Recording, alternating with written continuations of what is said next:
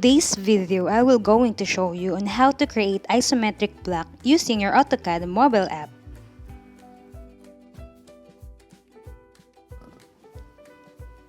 First, we need to check our setting and make sure that the polar tracking is on.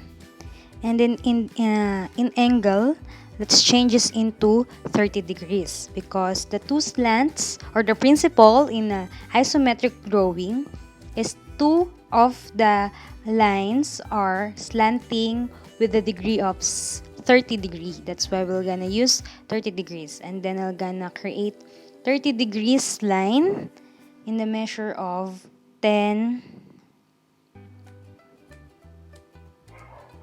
So 180 minus 150 is equals to 30. 30 degrees, and then another vertical line.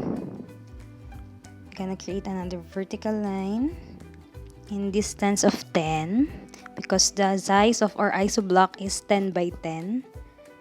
Another 30 degrees. Make sure that your polar tracking is on so you can follow the 30 degrees. And then another vertical line and distance of 10.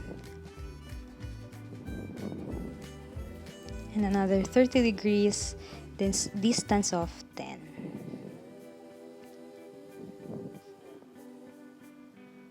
Another 150 degrees and distance of 10, and another vertical line. And then for the top view of our isometric block, we're gonna have another 30 degrees, so make sure you follow the polar tracking. 30 degrees in distance of 10. And we're gonna close our isometric block. That's it. That's how to create isometric because isodraft commands is not available for mobile app. That's why we're gonna proceed in this principle of doing the isometric.